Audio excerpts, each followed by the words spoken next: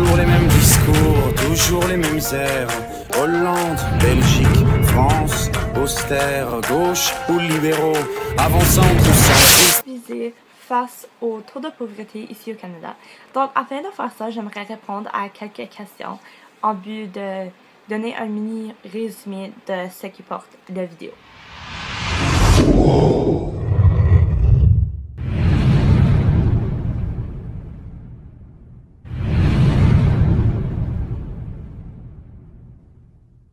Il n'y a pas seulement une cause à la pauvreté nationale, mais plus ou moins certains facteurs qui influencent à ce que le Canada en tant que pays a des taux de pauvreté assez hauts.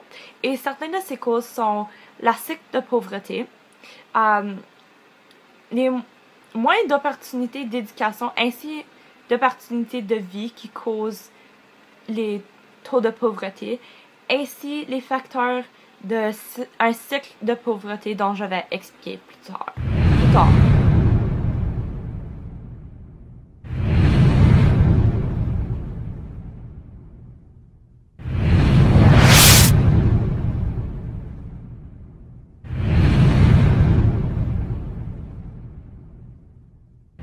Nous avons la chance de modifier ou adapter n'importe quel programme dont la province ou le pays lance, mais le seul problème avec les programmes déjà mis en place pour l'aide financière pour les gens vivant en pauvreté, c'est les facteurs de... Il y a toujours quelqu'un qui va être là et n'a pas nécessairement besoin du service dont on offre, mais c'est quand même un service dont ils vont en profiter même. C'est pas nécessairement ce qu'ils devraient faire. Donc, c'est vraiment un système dont présentement on se base sur l'honnêteté de la personne, mais il faut comprendre que la société, on n'est pas toujours honnête avec nos réponses ou avec ce qu'on dit. Donc, il faut simplement trouver un moyen d'offrir plus de services, ainsi de trouver une façon de s'assurer que ceux qui prennent le service, ils ont vraiment besoin du service dont on offre.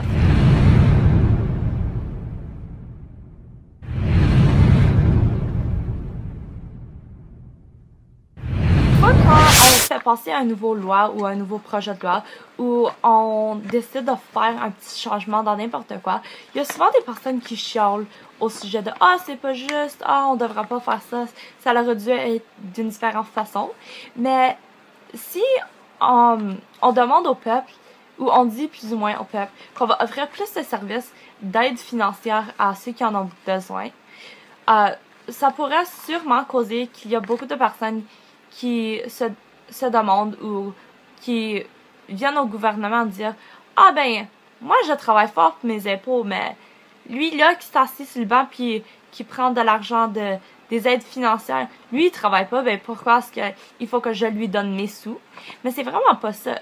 Ceux et celles qui ont besoin des services de ce genre, c'est pas nécessairement un choix qu'ils font. C'est plus ou moins quelque chose dont ils ne peuvent pas changer, et je suis sûre et certaine que s'ils peuvent le changer, ils l'auront sûrement déjà fait ceci. Parce que vivre dans la pauvreté, ce n'est pas quelque chose qui est très très amusant. Je suis sûre et certaine que les gens qui vivent présentement en pauvreté adoreraient ça, pouvoir s'acheter les bijoux au magasin ou s'acheter les croustilles juste à cause. Puis c'est vraiment pas quelque chose que on peut modifier lorsqu'il est arrivé, mais c'est vraiment dommage que le peuple y pense que lorsque on fait un changement pour aider ceux moins fortunés, c'est vraiment qu'on prenne de leur poche. Mais en réalité, c'est pas ça que le gouvernement est en train de faire lorsqu'on donne des aides financières de ce genre.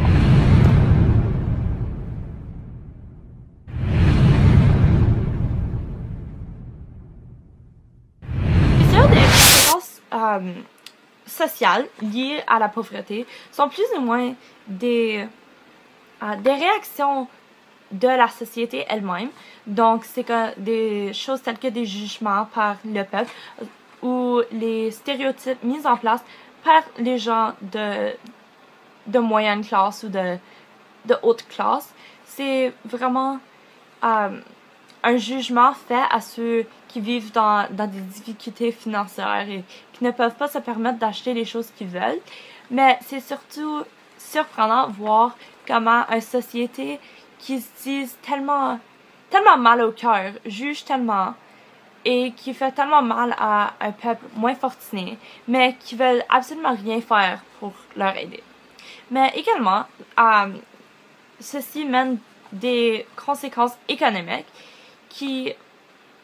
des conséquences économiques peuvent inclure faire le choix entre décider de manger ce mois-ci ou payer la facture d'hydro ce mois-ci.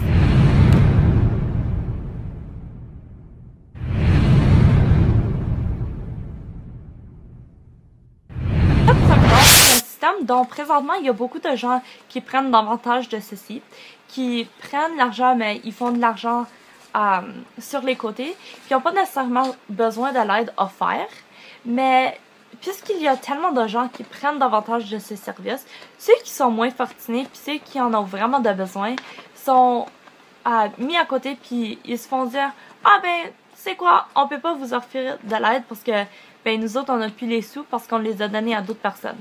Mais les autres personnes qui ont été offertes les sous n'ont pas nécessairement besoin des sous, sont juste là en train d'apprendre davantage. Ce qui est vraiment de dommage parce que en faisant ceci, des statistiques montrent des grosses nombres quand ça vient au taux de pauvreté du Canada, quand ça se peut que c'est plus bas que ceci, mais c'est juste. Il y a beaucoup de gens qui reçoivent de l'aide financière qui en ont pas besoin, mais il y a beaucoup de personnes qui aimeraient recevoir de l'aide financière puis qui en ont besoin, mais ils peuvent pas le recevoir parce que c'est offert présentement à quelqu'un d'autre.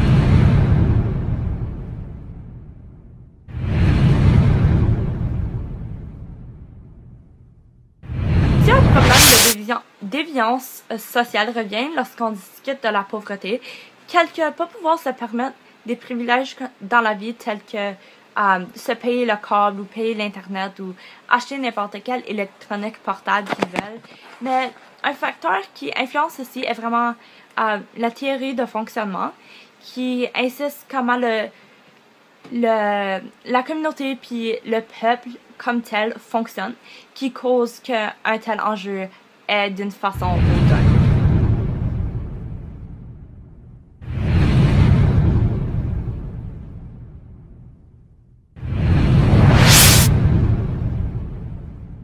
Lorsqu'on parle de pauvreté dans les médias sociaux, on parle notamment des autres pays tels que les pays d'Afrique. On voit souvent des annonces publicitaires au sujet de ces pays, mais on paye des grosses dollars pour pouvoir mettre ces annonces publicitaires sur les télévisions et les radios, que ce soit, mais on entend moins au sujet des réalités de pauvreté ici dans notre propre pays. On dépense des sous afin de faire des annonces publicitaires pour aider d'autres pays, mais il me semble qu'il faut aider notre propre peuple aussi. Selon moi, ça serait super important de pouvoir aider notre peuple avant d'aider un autre. Oui, je comprends qu'ils en ont besoin, mais je trouve notamment que notre pays est aussi important, puis on y vit présentement. Mais aussi, les médias sociaux mettent beaucoup d'emphase sur les riches, les populaires, puis les plus fortunés, et moins sur les pauvres, les moins fortunés. En regardant dans les revues au supermarché, on voit quoi? On voit-tu un enfant qui est pauvre, un enfant qui est sale sur la couverture? Non, on voit souvent des photos de célèbres. On voit souvent des articles au sujet des drames célèbres, des réalités de vie des célèbres. Mais il n'y a aucun article de pauvreté qu'on y retrouve dans ces revues. Et c'est pareil sur les médias sociaux, sur les choses telles que Twitter, Facebook, sur les télévisions. C'est vraiment pas quelque chose que les médias y parlent souvent. On met beaucoup plus d'emphase sur ceux et celles qui ont beaucoup de sous dans leur poche, et c'est vraiment dommage.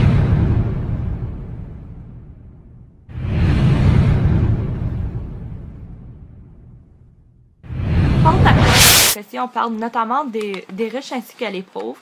Et il y a beaucoup de formes de discrimination entre les deux. Une des premières est les stéréotypes qui ont été créés entre les deux. Donc, les pauvres ont des stéréotypes face aux riches et les riches envers les pauvres.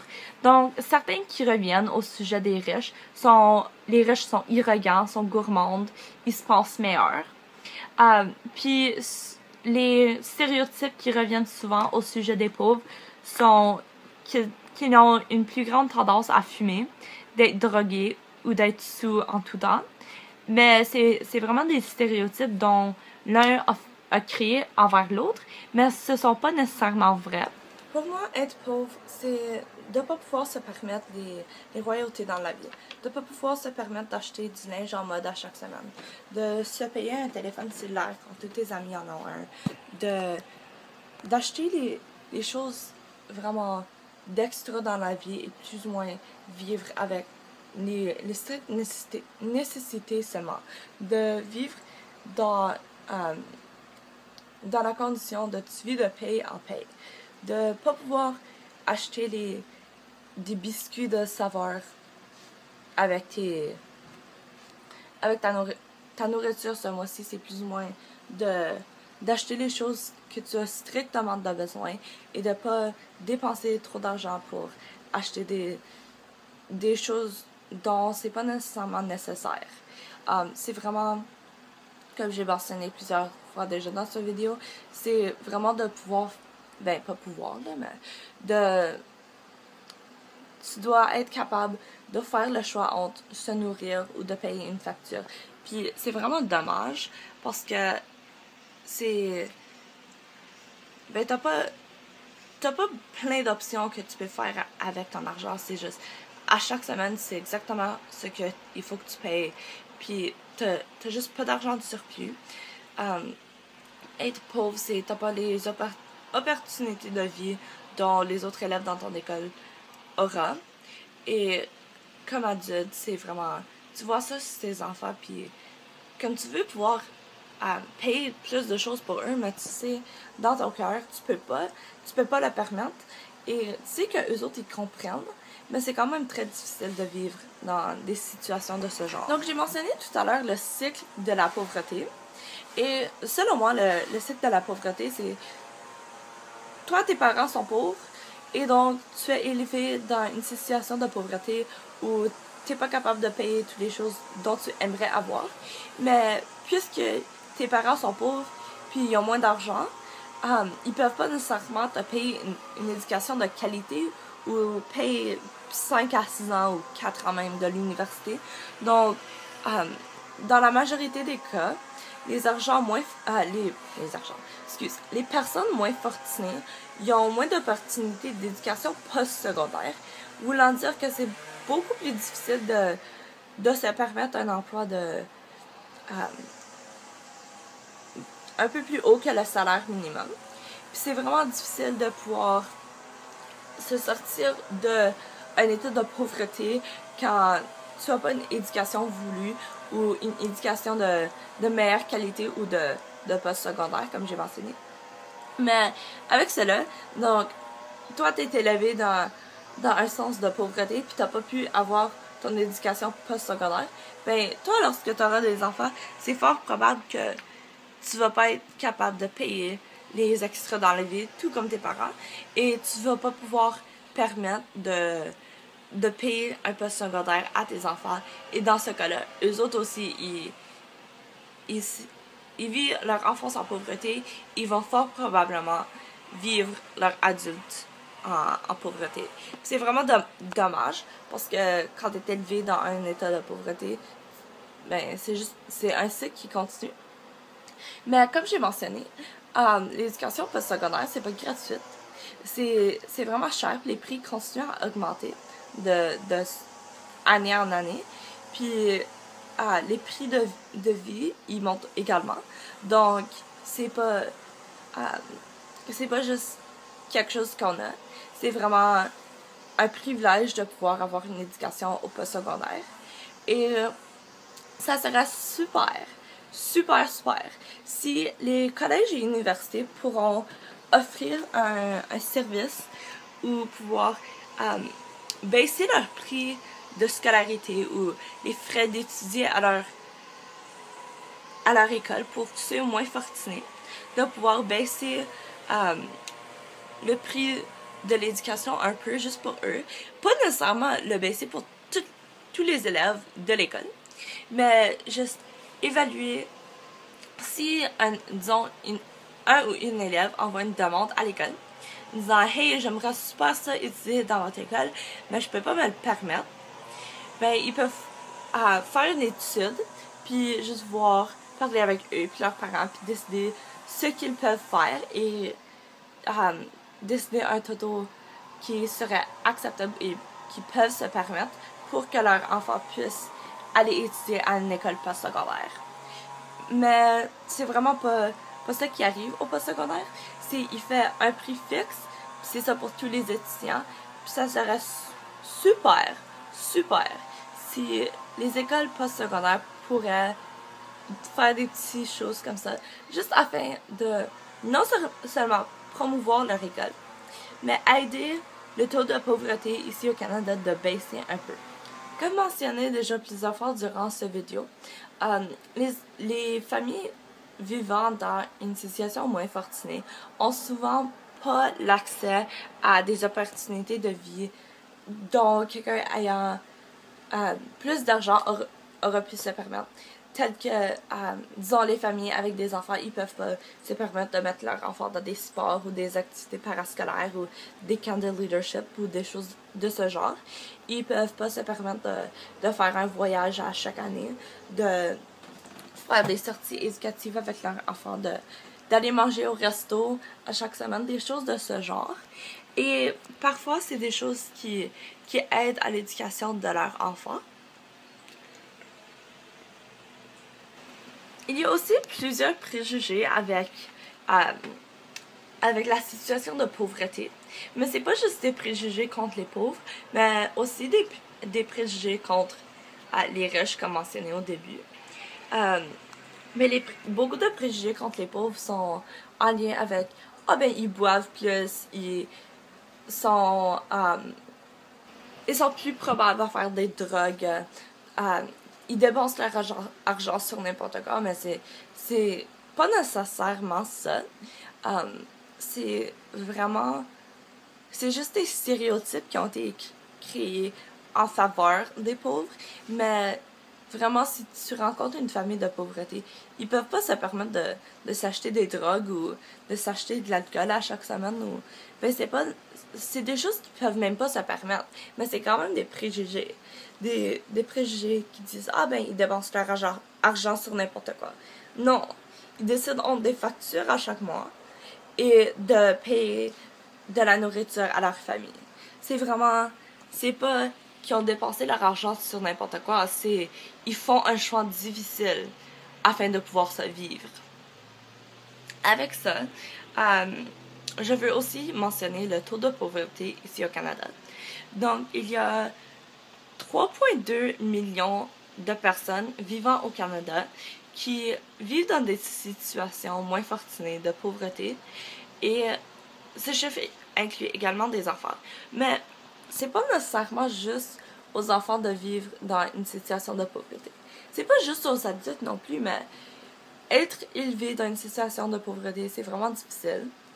Tu te fais bullier à l'école, tu te fais donner des regards moins corrects, puis c'est difficile d'expliquer ça à nos amis, qu'on peut pas se permettre d'aller au cinéma ou de faire un sleepover ou d'aller à une fête de quelqu'un parce qu'on peut pas permettre de se payer un cadeau.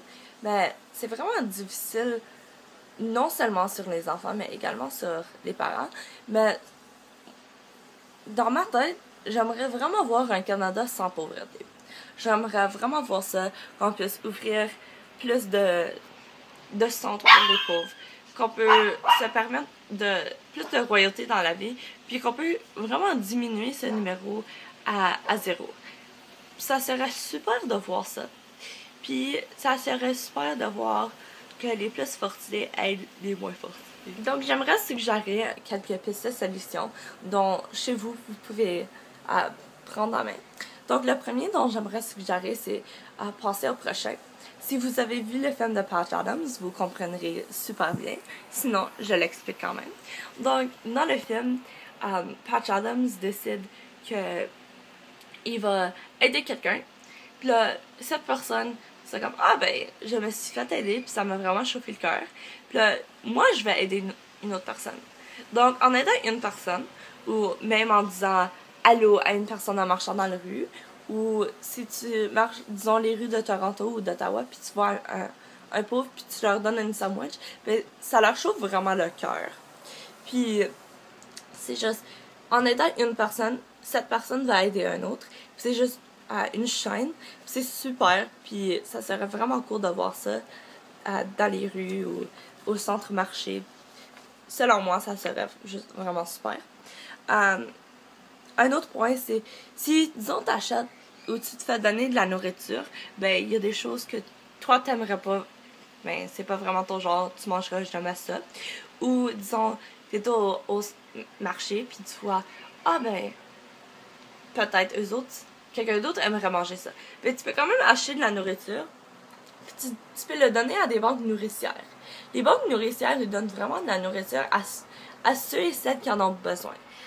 Tu vois rarement, ou très peu souvent, quelqu'un qui se fait payer beaucoup d'argent, puis qui peuvent permettre les royautés dans la vie d'aller là-bas puis demander une boîte de nourriture.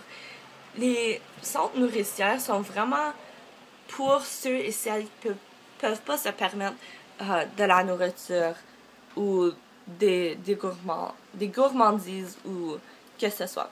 Également en lien avec cela, des toy drives.